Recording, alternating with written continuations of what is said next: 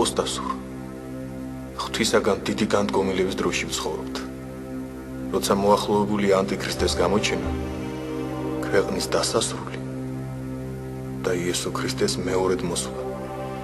ანტიქრისტეს მეფობა უდიდესი განსაცდელი იქნება ყოველი ჭეშმარიტი ქრისტიანისათვის, რადგან იგი ღმერთად გამოაცხადებს თავს და ყველასაგან თაყვანისცემას მოითხოვს და უმორჩილებელთ კი სასტიკად სდევნის. ჩვენს დროში უკვე კარგი ხანია დაიწყო მსოფლიო მასშტაბით გამოყენება ეკონომიკური მიმოქცევის ახალი მეთოდისა, რომლითაც კიდევ უფრო მიზანდასახულად იმოქმედებს ანტიქრისტე. საქმე ეხება აღებმიცემობის ახალ სისტემას, ეგრეთ წოდებული კოდური რიცხვის მეშვეობით, რომელიც ყველა პირს მიეცემა განსაკუთრებულ ციფრ 666-თან ერთად და სპეციალური ხელსაწყოთი წარუშულად დაესმევა ადამიანს შუბლსა და მარჯვენა ხელზე. ეს ბეჭედი, რიცხვი 666, შემცველი იქნება აპოკალიფსური მხეცის, ანტიქრისტეს სახელისა, აგრეთვე ქრისტეს უარყოფისა. ამის შესახებ მიუთითებს წმინდა იოანე ღვთისმეტყველი გამოცხადების მე-13 თავში. შემდეგ გამოცხადება, ანუ აპოკალიფსისი, გვამცნობს თუ რა მოელის მას, ვინც ანტიქრისტეს ბეჭდით აღიბეჭდება და კვამლი ტანჯვისა მისისაი უკუნითი უკუნისამდე აღვიდეს და რა აქონდეს განსვენება დღე და ღამე, რომელთაც თაყვანისცემ ხეთსა და ხატსა მისსა, ანუ მიიღონ ბეჭეთის სახელისა მისისაი. აი როგორ აღწერა სიტუაცია 1979 წელს ბრიუსელის სტატისტიკური კვლევის განყოფილების თავმჯდომარემ ჰელდენმანმა. მზადდება ელექტრონულ გონებათა ახალი სისტემა, რომელიც დაკავშირებული იქნება მთელი მსოფლიოს დაინტერესების სფეროში შემავალი პრობლემებით. საქმე ეხება ბელგიაში ჯვრის ფორმით აშენებული 13 სართულიანი შენობისა და 3 სართულიან შენობათა მთელ ჯგუფს, სადაც განლაგებულია შესაბამისი ხელსაწყოებით ციფრების აკრეფისა. მთელ დედამიწის ზურგზე ყოველ ადამიანს ექნება საკუთარი ნომერი, რიცხვი. ამ ნომრის მეშვეობით ნებისმიერი ადამიანი შეძლებს მონაწილეობის მიღებას ვაჭრობაში. ამასთან ეს რიცხვი უხილავი იქნება თვალთათვის. სპეციალური აპარატის მეშვეობით შესაძლებელი იქნება ამ რიცხვის წაკითხვა ნებისმიერ მომენტში. 3-6 ციფრიანი რიცხვით მიიღებს მსოფლიოს ყველა მოქალაქე დამოუკიდებელ ნომერს. არავით არის საბანკო ბარათი, არავით არის ფული, არამედ კაცის თვალისთვის უხილავი ნომერი, ხელზე ან შუბლზე.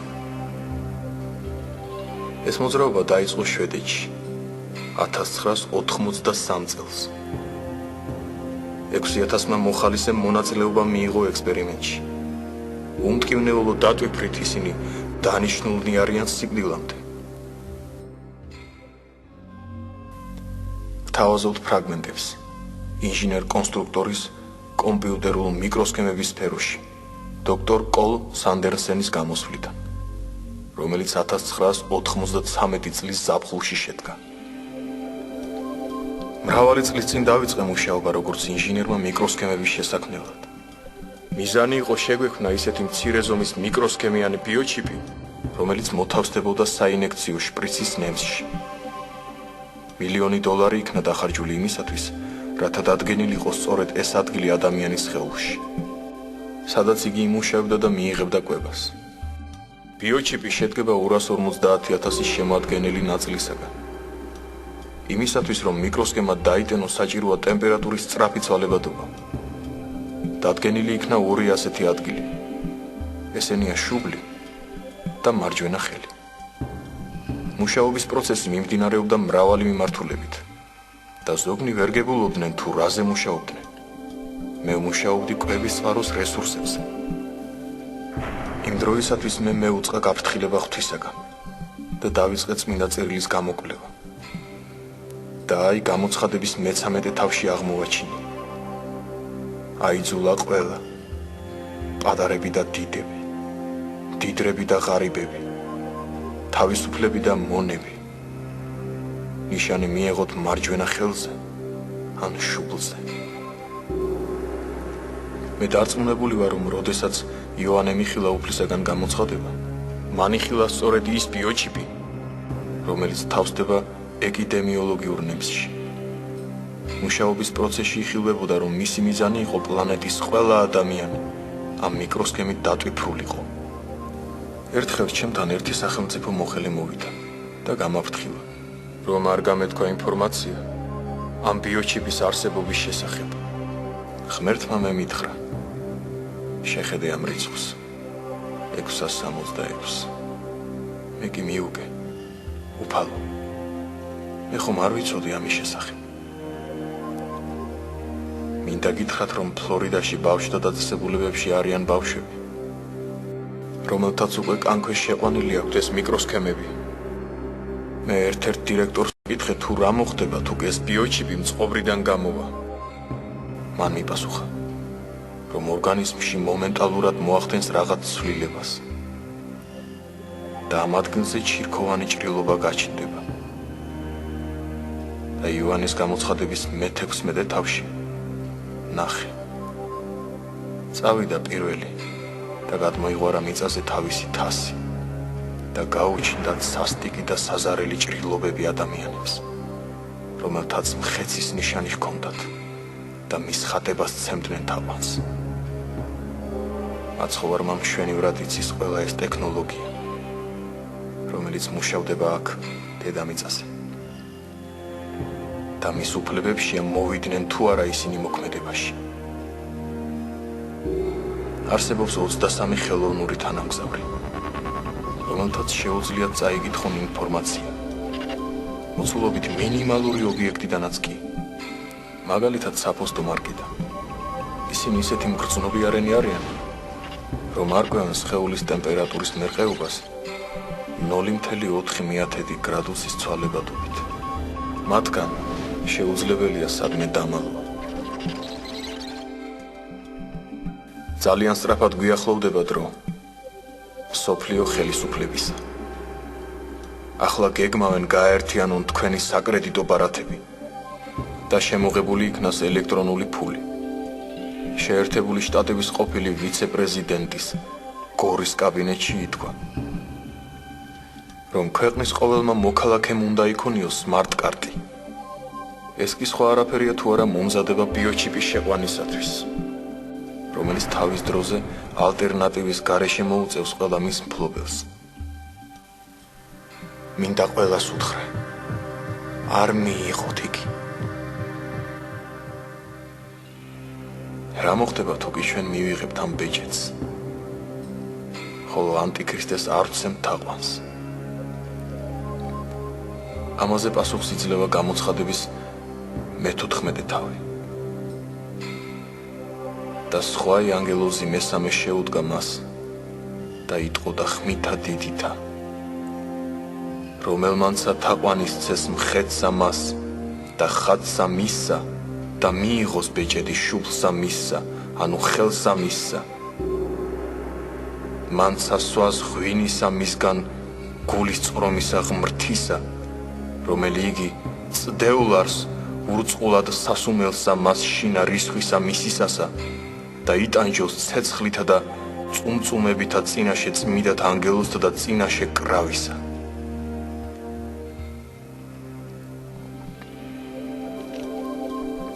მე ვესაუბრე ცენტრალური სადაზვერვო სამმართველოს მუშაკებს და მათ მითხრეს, რომ ხელისუფლებაში მაგალითად ჰენრი კისინჯერი, ლაცენბერგი და სხვები მსჯელობდნენ, რომ ვერ გააკონტროლებდნენ ადამიანებს, თუ კი მათ არ დატვიფრავდნენ ბიოჩიპით. ამისათვის $500 მილიონი იქნა გამოყოფილი. 17,000 ბავშვს უკვე გაუკეთეს კანქვეშა მიკროსქემა, არავითარი უკუჩვენება არ შემჩნეულა. მას შემდეგ მრავალ ადამიანს დაესვა ეს ბეჭედი. ისმება თავზარდამცემი კითხვა, რა ვიღონოთ ჩვენ მართლმადიდებლებმა, თუ კი ანტიქრისტეს ბეჭდის დასმა მოხდება ძალდატანებით? ჯერჯერობით გაუსაძლისი ჟამი არ მოწეულა, მაგრამ ყველაფერი შეიცვლება როდესაც მსოფლიოს მოევლინება ანტიქრისტე, რომელიც ტოტალურ ძალაუფლებას აიღებს ხელში. წუხარებათა და ხილულ და უხილავ განსაცდელ დოჟამს განსაკუთრებითაა საჭირო ლოცვა, ამბობს წმინდა ეპისკოპოსი ეგნატე ბრიანჩანინური. ლოცვა, როგორც თვითდაჯერებულობის უარყოფის გამოხატულება და ღმრთისადმი სასოების მანიშნებელი ჩვენზე ღმრთის შეწევნას მოიწევს. აი რას წერენ უკანასკნელ ჟამზე მე-20 საუკუნის მართლმადიდებელი წინასწარმეტყველები. 1999 წლის 2 მაისს რუსეთის მართლმადიდებლურმა ეკლესიამ წმინდანად შერაცხა ნეტარი უხუცესი ქალი, დედა მატრონა. მატრონა დიმიტრისასული ნიკონოვა დაიბადა 1891 წელს ტულის ოლქში. მატრონაზე ფეხმძიმე დედამ ნახა წინასწარმეტყველური სიზმარი, ხილვა, რომელიც ზუსტად ასრულდა. გოგონა დაიბადა ბრმა. ასე იცოცხლა მთელი თავისი ცხოვრება. 1925 წელს იგი მოსკოვში გაემგზავრა, სადაც სიკვდილამდე ცხოვრობდა. მასთან გამუდმებით დადიოდნენ ადამიანები რჩევისათვის, წინასწარმეტყველებისათვის და კურნებისათვის. დრო და დროის გადადიოდა ბინიდან ბინაში, რადგან ჩაწერის გარეშე ცხოვრობდა და მილიციის მოსვლამდე წინადღი ჭვრეთ და მოსალოდნელ უსიამოვნებას. ადამიანები ყვებიან, რომ ომის დროს სტალინი იყო მატრონასთან. მან სტალინს ურჩია, არ გამგზავრებულიყო მოსკოვიდან. მარჯვენა ბეჭდზე მოუთათუნა ხელი და უთხრა: წითელი მამალი გაიმარჯვებს. აი რას წინასწარმეტყველებდა იგი. ომის შემდეგ ჯერ სტალინს მოიშორებენ. მის შემდეგ ამხანაგები საზღვარგარეთ იმოგზაურებენ. ზოგიერთი მათგანი იქ ნახავს სხვა ცხოვრებას და გაიგებს რა არის კარგი და რა არის ცუდი. და რომ შემდეგში ასე ცხოვრება უკვე აღარ შეიძლება. ამ დროს გამოჩნდება მიხეილი. ის მოინდომებს დახმარებას, ყოველივე შეცვლას, გარდაქმნას, მაგრამ მან რომ იცოდეს ვერაფერ შეცვლის, რომ ზღვავს, ანგარიშწორებები, ერთი პარტია მეორეზე წავა, სახლებში დაიწყებენ სიარულს და შეკითხვებს, ვისკენ ხარ? გაჩაღდება ხოცვა, შლეტა. ჩვენ რა უნდა უპასუხოთ? ჩვენ მორწმუნე ხალხი ვართ. ვისაც უფალი მოგცემს, ის იქნება ჩვენი უფროსი. ასე იქნება არც თუ დიდხანს. ამოვისუნთქავთ, მაგრამ მცირედ. ყველაფერი იქნება. ლოცვაც და წითელ მოედანზე მოკლული ღვთისმწყებული მეფის, ნიკოლოზისა და მისი ოჯახის წევრების პანაშვიდებიც. შემდეგ მოვლენ ძველები და ცხოვრება უფრო უარესი იქნება, ვიდრე იყო. ოჰ, როგორ მეწოდებით ყველანი. უკანასკნელ ჟამამდე იცხოვრებთ. ცხოვრება უფრო და უფრო ცუდი იქნება. დადგება ჟამი, როდესაც თქვენს წინ დადებენ ჯვარსა და პურს და გეტყვიან, ამოირჩიეთ. ჩვენ ავირჩევთ ჯვარს. ავიღებთ მიწის გუნდას.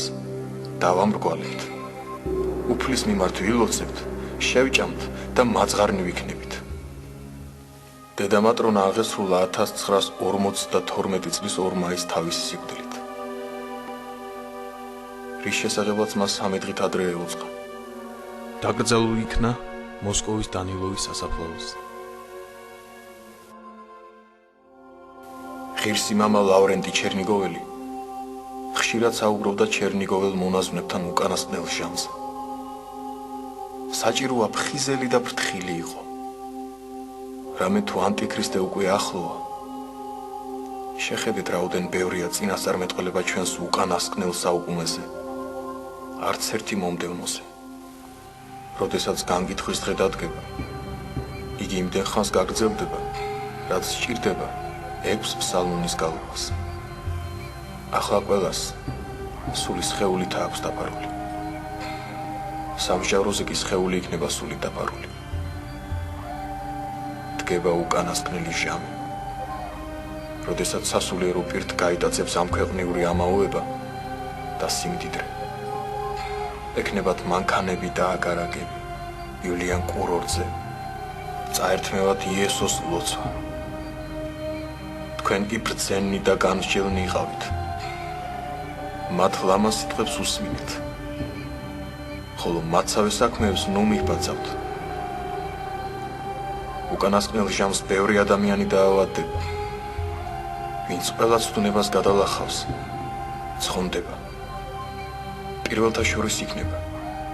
უწინდელნი იქნებიან ვითარცა მნათობნი, ხოლო უკანასკნელნი როგორც მზე. ანტიქრისტეს გამეფებამდე ცოტა ხნით ადრე დაკეტილი ტაძრებიც გარემონტდება, ხოლო როცა დაასრულებენ მთავარს, ანტიქრისტეც გამეფდება.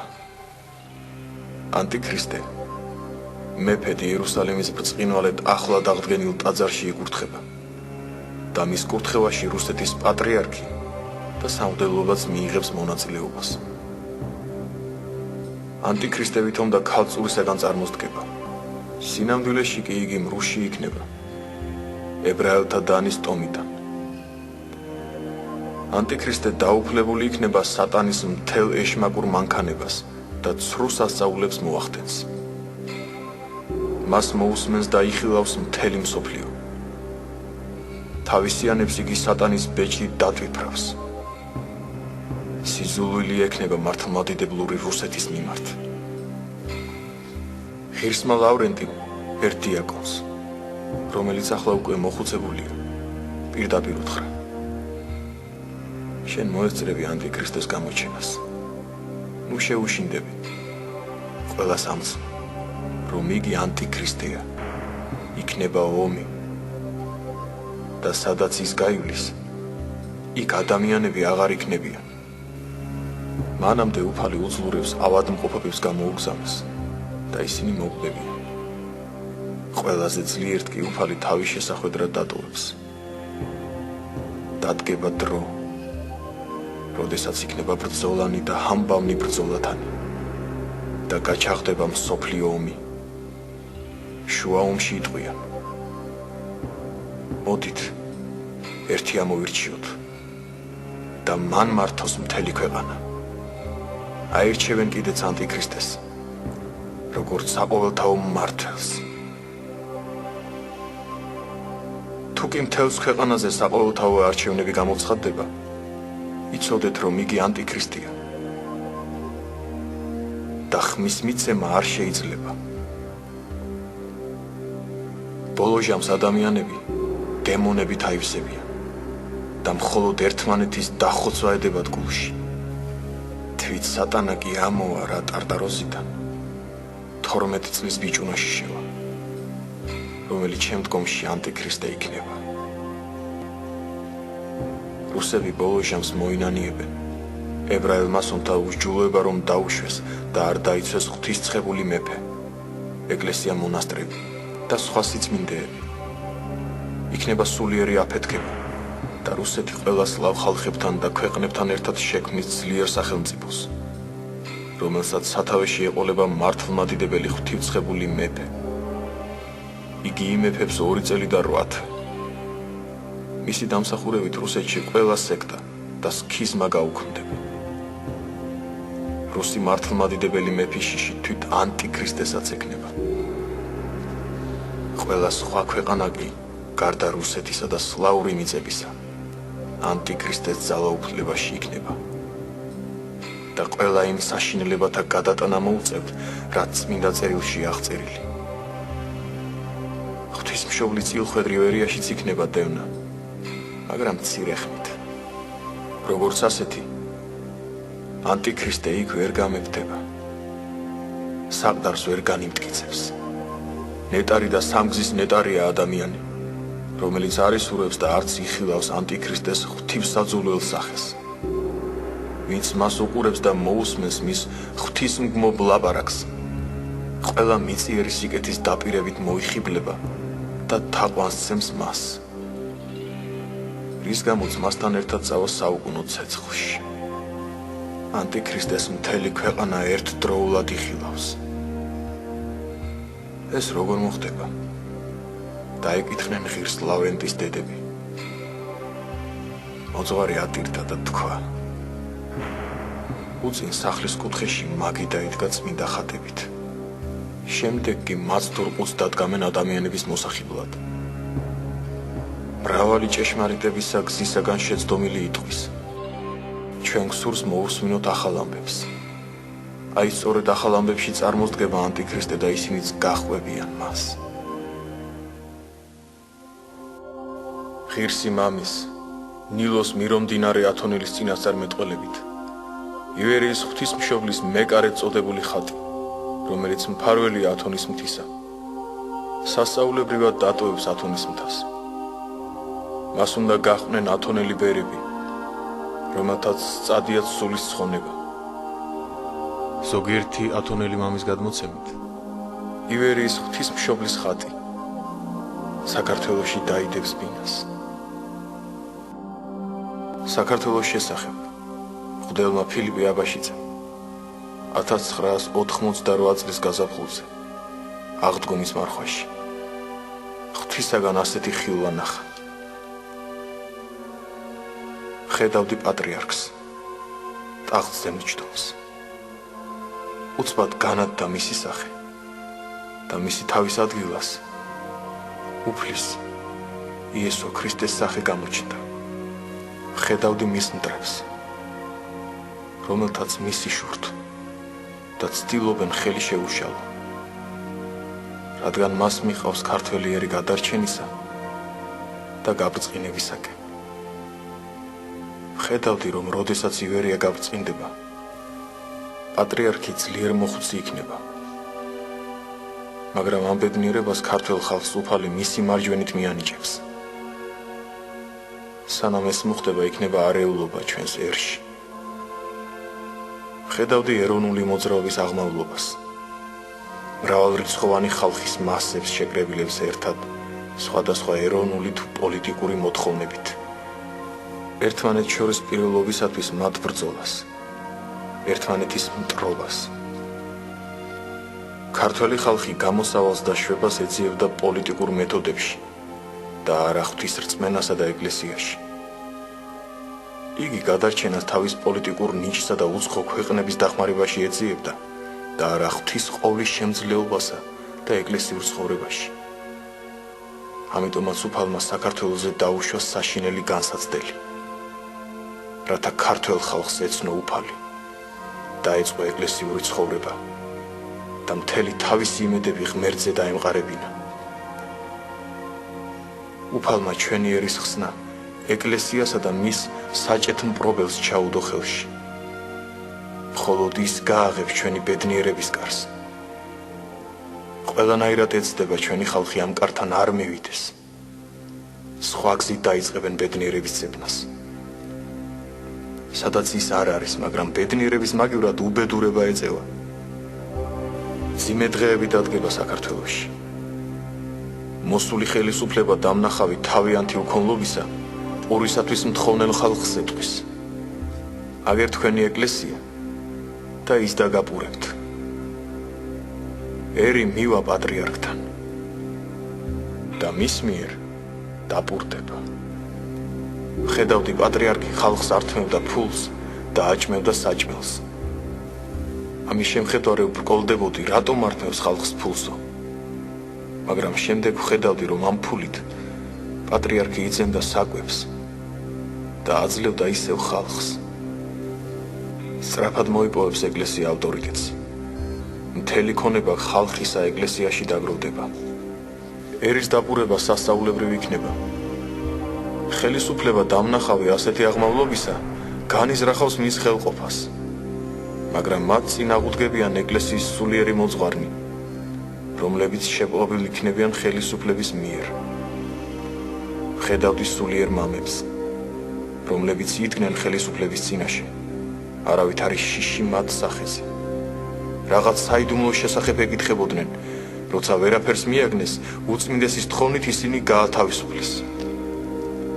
მოვიდა ჟამი, როდესაც საბოლოო შეტევა მიიტანეს პატრიარქზე.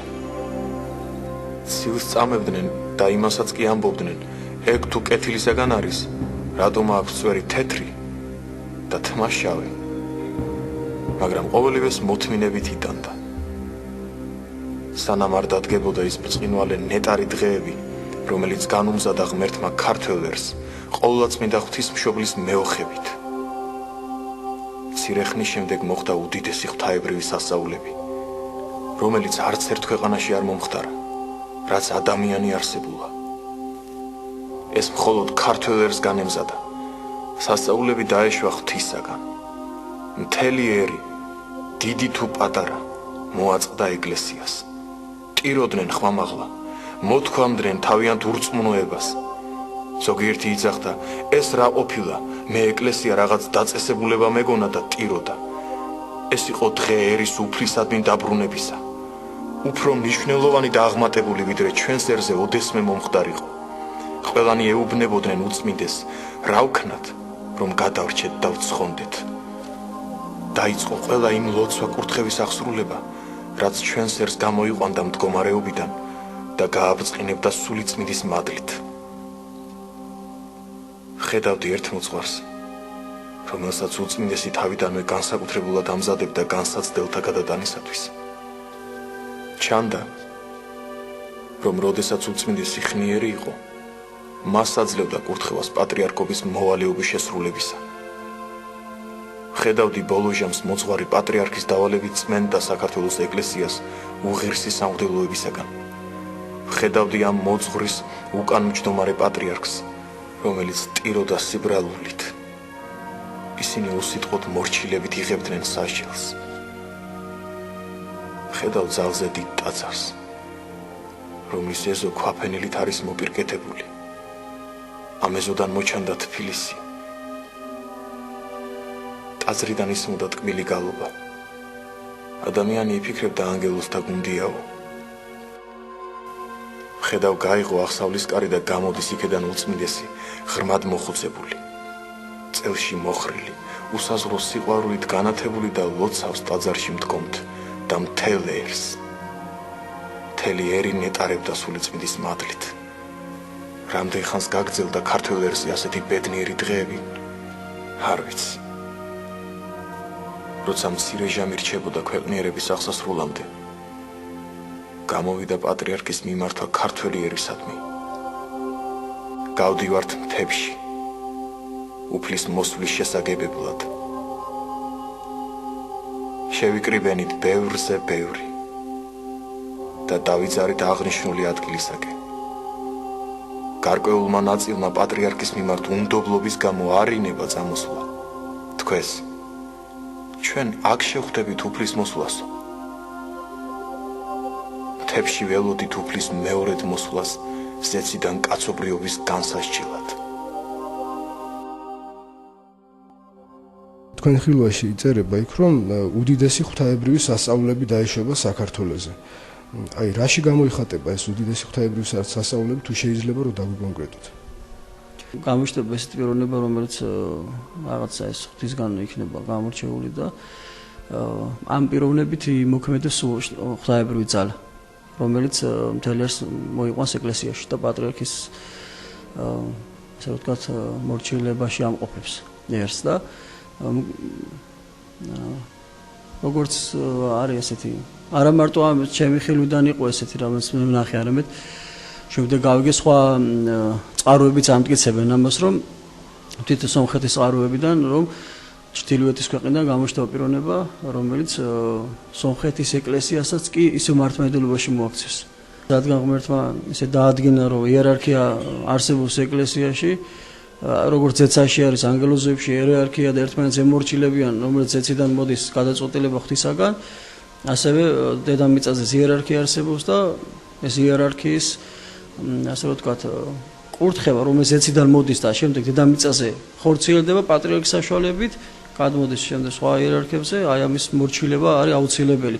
განსაკუთრებით განსასწრების წინ, რომელიც აი გადამწყვეტია ერისთვის და ეს რამოდენიმეჯერ განმეორდა ჩვენაში და შეცდომა დაუშვა ჩვენმა ხალხმა. ამიტომ მომავალშიც იგივე ხდება და უნდა დაემორჩილოს ნებისმიერ პიროვნება იერარქიას. იმიტომ რომ ღმერთი ამით მოქმედებს. რომ არ მოქმედებდეს, მაშინ სხვა რამე იქნებოდა, რადგან სხვა რამე არ არსებობს, ამიტომ აუცილებელია მორწმუნე ადამიანი და მორწმუნე იქნება, მორწმუნე დაემორჩილოს, იმიტომ რომ მისთვის გადამრჩენელი ძალა არის ეს და რაც მოხდება მომავალში, აი მაგ დროს უნდა გამოიჩინოს. ახლა თქვენ ახსენეთ თვეებში გასული შესახებ, რომ გავედით ჩვენ ბოლო ჟამს, იმიტომ რომ ეს არის მომზადება მაცხოვრისთვის, გამოხატულება, რომ ჩვენ უფალო მოვდივართ, რომ შენ შეგებოთ არა სახლში, მაგალითად არა ქუჩაში რაღაც, არამედ ისეთ ადგილზე, სადაც შენ შეგეფერება. და აი ამ დროსაც კი ზოგიერთი იერარქი სასულიერო პირიც იჩენს ასე რომ ვთქვათ ორგულობასა და ეჭვებით იფარგლება, ეჭვები ავსებს და არ მოდის ამ გზაზე. ყველას თხოვ რომ აი ბოლო ჟამს ეს გამოიცინოს ეს მორჩილება ღთაებრივი და შევეგობოთ უფალს ეცი და რომელიც ძალიან მალე მოვა. დარჩენილია აი ამდენივე წელები. აი ეს დრო რომელიც დარჩენილი არის უნდა გამოვიყენოთ ჩვენ აი ბოლო დროს მომზადებისთვის, იმ ბოლო წამისთვის რომელიც მოხდება. 1995 წელს გარდაცვლილი მცხეთის სამთავროს დედათა მონასტრის წინამძღვარი არქიმანდრიტი გაბრიელი, რომელიც სიცოცხლეში უცდომელად წინასწარმეტყველებდა და მრავალ სასწაულს ახდენდა, ამბობდა, რომ ჩვენ ბოლო ჟამის მაცხოვრებლები ვართ. ამბობდა, რომ ანტიქრისტე მთელ მსოფლიოში გამეფდება, მაგრამ საქართველოში ტახტს ვერ დაიდგამსო. საქართველოს ღვთისმშობლის წეხვედრი ქვეყანა და საქართველო გადარჩებაო, მაგრამ ამბობდა, რადგან სახარებაში წერია, რომ დევნა ყველგან იქნება. სახარების მცნების შეცვლის უფლება არავის არ აქვს. ამბობდა, საქართველოშიც იქნება მცირე დევნა, მაგრამ საქართველოს ღვთისმშობლის წეხვედრი ქვეყანა და ღვთისმშობელი დაიფარა თავის მორწმუნესო. დარწმუნებით ამბობდა, რომ მე რომ გარდავიცვალებ, ანტიქრისტე მალე გამოჩნდებაო. რამდენიმე ადამიანი, მაგრამ მამა რევაზის სიხარულზე თუ იცით თქვენ, მამა გაბრას მიუთითა და უთხრა, რომ ამდენ წელიწადში შენ მონაზვნად და ბერად აღიკვეცებიო, უთხრა. და მის მეუღლეზე თქვა, რომ შენ ბოლო ჟამის მონოზანი იქნებიო. რამდენიმე ადამიანს მიმართა პირადად და უთხრა, რომ შენ ბოლო ჟამის მონოზონი იქნები, ხოლო შენ ბოლო ჟამის მოესწრებიო, რამდენიმე ადამიანს პირადად ხელი დაადო. არქიმანდრიტ გაბრიელის სისხლი დღემდე უხრწნელად ინახება. მის საფლავზე ზამთარზაფხულ ყვავილები ხარობენ და სასუებით მლოცველთათვის მრავალი სასწაული და კურნება აღესრულება. სიცოცხლეში მისი მორჩილი მონაზონი პარასკევა დღესაც რუდუნებით განაგრძობს მორჩილებას მის საფლავზე და სტუმრებს სიყვარულით მოუთხრობს მადლმოსილი მოძღვრის შესახებ.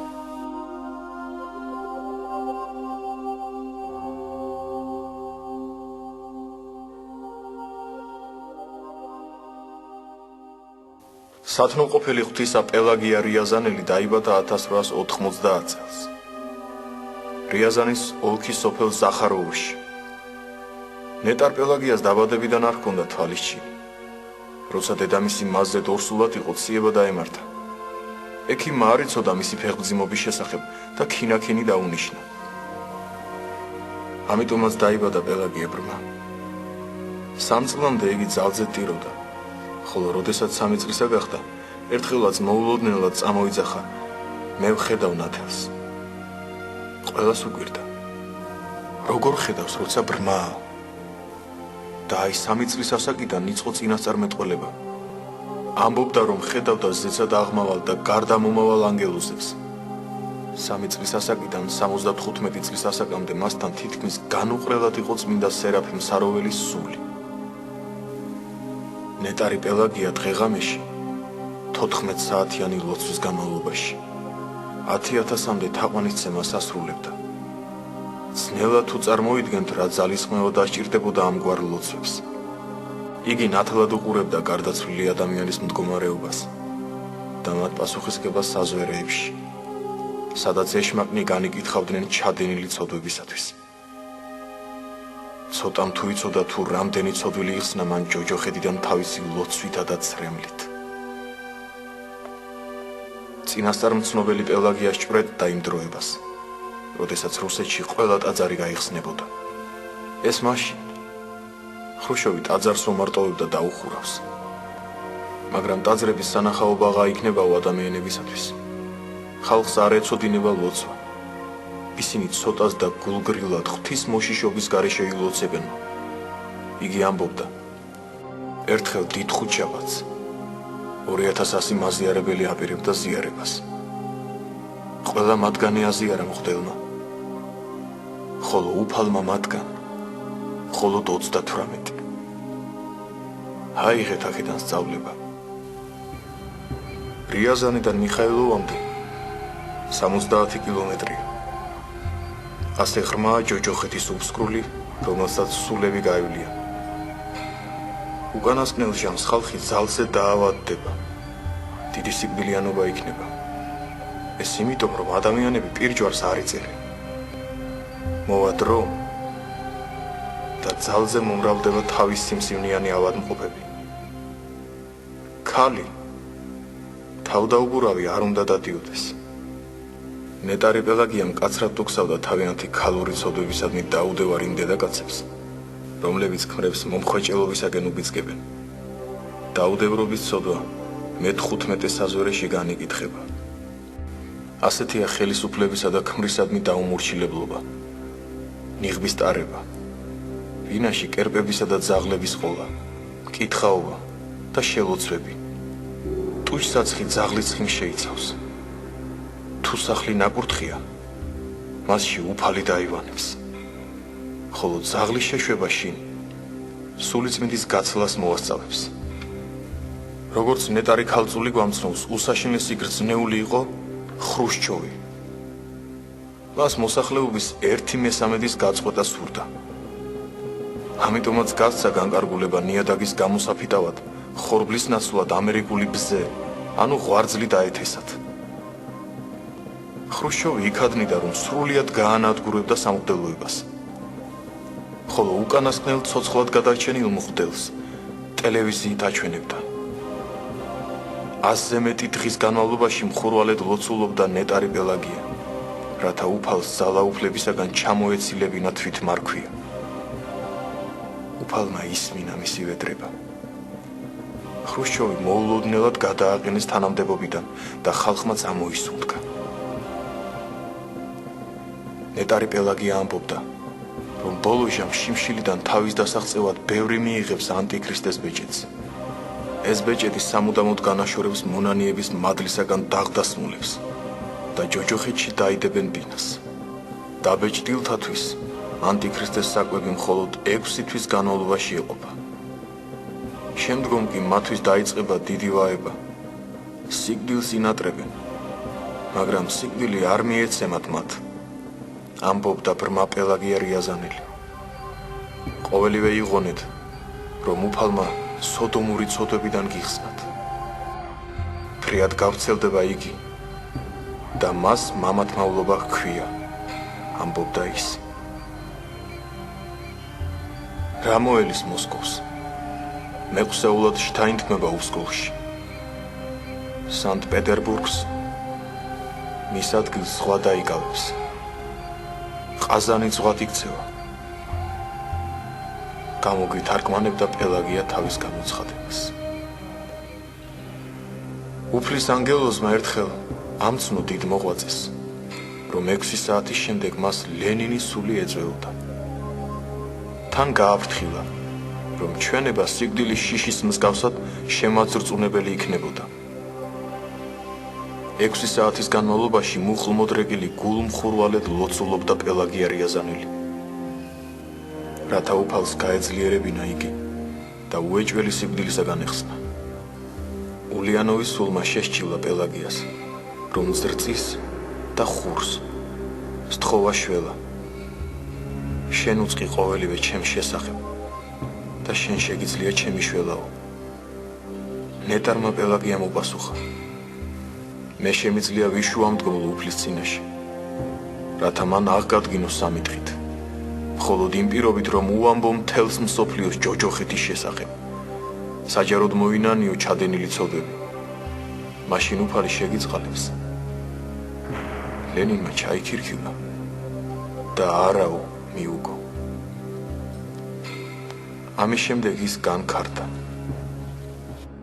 ზეციური გამოცხადებით ეუწყა ნეტა პელაგიას, რომ საუკუნეთა აღსასრული ჟამს რუსეთში მხოლოდ 7 ტაძარი, 7 სიწმინდე დარჩება.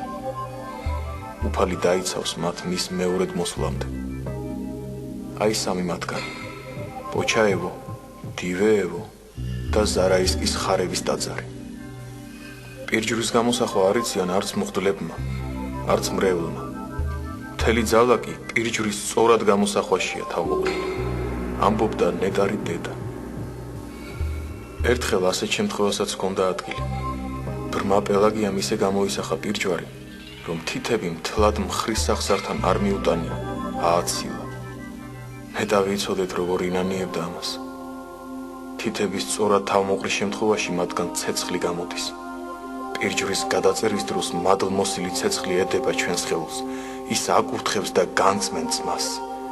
გულიდან გამოსროლილი სისხლი გაივლის ცეცხლოვან ჯვარს და იწმინდება ყოველგვარი უკეთურებისაგან და საშინელებისაგან. რამე თუ ცეცხლი ყველაფერს წვავს. რაც უფრო ხშირად გამოვისახავთ პირჯვარს, მით უფრო სუფთა გვექნება სისხლი. მით ამაღლებული იქნება ჩვენი გონება. მით ახლოს ვიქნებით ღმერთთან. ამბობდა ნეტარი პელაგია. იგი ჯოჯოხეთშიც იყო ნამყოფი. ეს ცეცხლის ოკეანეა, ყვებოდა ის. თითოეულმა უნდა გაიაზროს საიქიო ცხოვრების ეს სურათი, რომ ამ ოკეანეში არ ამოხოს თავი. მან თქვა, მე რომ მოვკვდები, მალე ანტიქრისტე დაიბადება. ნეტარი პელაგია 1966 წლის 6 დეკემბერს გარდაიცვალა. იერუსალიმში ანტიქრისტეს მეფედ კურთხევის დროს ებრაელები მის ხელის თითებზე ფრჩხილების ნაცვლად ბრჭყალებს შეამჩნევენ. ეს ამბავი სწრაფად გავრცელდება. ბევრი ებრაელი არ მიიღებს ანტიქრისტეს ბეჭედს. ვინც ამას მოიმოქმედებს, ის ყოველგვარი სხვა ღვაწლის გარეშე დაიმკვიდრებს სათასასუფეველს, ხოლო ვინც ბეჭდით დაიბეჭდება, ხორჩესმულ დემონად იქცევა. არასოდეს მოინანიებს და მარადიულ ცეცხლში დაინთქმება. უფალი ქვეყანას განსამტკიცებლად მოულენს ძველი აღთქმის ორ წინასწარმეტყველს, ელიასა და ენოქს. და მივცე ორთა მათ მოწამეთა ჩემთან და წინასწარმეტყველებდნენ 1260 დღეს შემოსილნი ძაძითა. გვამცნობს იოანეს გამოცხადება. 3 დიადის სასწაული მოხდება. პირველი სასწაული იერუსალიმში აღესრულება. ანტიქრისტეს მიერ მოკლული წმინდა პატრიარქი ენუქი და ილია წინასწარმეტყველი 3 დღის შემდეგ მკვდრეთით აღსდგებიან. მეორე სასწაული წმინდა სამების მონასტრის სერგის ლავრაში მოხდება. ანტიქრისტეს გამეფებისთანავე აღსდგება ღირსი სერგი რადონეჟელი. აღსდგება რა თავისი ლოსკუმიდან ყველას თვალწინ გაივლის მიძინების ტაძრამდე და ზეცა დამაღლდება. უამრავი ცრემლი დაიღვრება. სავანეში დარჩენას აზრი აღარ ექნება, რადგან მადლი განეშორება მას. მესამე სასწაული დივეოში მოხდება. ღმერთი მკვდრეთით აღადგენს სერაფიმეს აროველს და იგი დიდხანს იცოცხლებს. ვინც მის ნახვას მოისურვებს, შეძლებს კიდეც. რამდენი სასწაული მოხდება მაშინ, ამბობდა ნეტარი პელაგია. პელაგია წინასწარმეტყველი ამბობდა, რომ ანტიქრისტე მთელ მსოფლიოს დაიმორჩილებს. მას მხოლოდ სამეუფეო მართლმადიდებლური ეკლესია არ დაემორჩილება, რაც ჯერ რუსეთში მოხდება. ოპტინელ მამათა გადმოცემით მწუხარების იმ დღეებში ოქროც და ვერცხლიც დაყრილი იქნება ქუჩაში და მას ხელს არავინ მოგიდებს. იმიტომ რომ ყველაფერი საზიზღარი გახდება და ყველა იჩქარებს გაქცევას და დამალვას. მაგრამ მწუხარებას ვერავინ გაექცევა. საშინელი შიში და ზრწოლა იქნება. ქუჩა დღე-დაღამ გვამებით გაივსება. სიმყრალე დაისადგურებს შინ თუ გარეთ. შიმშილი და წყურვილი იქნება. გაუფერულდება სილამაზე ადამიანებისა, ხოლო გვამი მათი მიცვალებულისას დაემსგავსება. ხოლო მეყსეულად შემდგომად ჭირისა მის, მათ დღეთაისა მზე დაბნევდეს და მთოვარე მან არა გამოსცეს ნათელი თვისი და ვარსკვლავნი დამოცვივენ ზეცით და ძალნი ცათანი შეიძრნენ. გვამცნობს მათეს სახარება. შემდგომში უფალი მისცემს ძლევას თავის მცირე სამწყსოს, ანტიქრისტესა და მის სამეფოზე. გლინის უდაბნოს ბერთა გადმოცემით, მას შემდეგ რაც ანტიქრისტე და ცრუ წინასწარმეტყველნი ცოცხლად იქნებიან გეენაში შთაგდებულნი, ეს ქვეყანა ერთბაშად არ დაამთავრებს არსებობას. წმინდა დიმიტრი როსტოველი გვამცნობს. ანტიქრისტეს წარსაწმდელი აღსასრულის შემდეგ ადამიანებს ღმრთისაგან კიდევ ეძლევათ რაღაც დრო სინანულისათვის როგორც ამას ვხედავთ ბიბლიაში დანიელ წინასწარმეტყველთან, სადაც ანგელოზმა თქვა, რომ ანტიქრისტე 1290 დღეს იმეფებს, ხოლო შემდეგ დაუმატა. ნეტარია, ვინც მოითმენს და მიაღწევს 1335 დღეს. ანუ ანტიქრისტეს შემდეგ რჩება კიდევ 45 დღე. ამ ხნის განმავლობაში ცაზე დარჩება გაბრწყინებული ჯვარი უფლისა, რომელიც თავისი დიდებულებით მოუწოდებს ცოცხლად დარჩენილ ადამიანებს სინანულისაკენ. და მაშინ გამოჩნდება უფალი დიდებით, ღრუბელთა ზედა მომავალი, რომელსაც კაცობრიობა ერთდროულად იხილავს. მართალთ შეუძლიათ არ ეშინოდეთ. მათ გარეშე მოზღუდავს მადლი. კიდობანი ეკლესია, მხოლოდ ისინი გადარჩებიან, ვინც მასში იქნებიან, ამბობდა წმინდა ნექტარიოს ოპტინელი. მერე კი მოიწევს აღსასრული ამასოფლისა. ვინც ინდომა ღმერთთან დარჩენა, დარჩა და მარად ღმერთთან ერთად მებობს.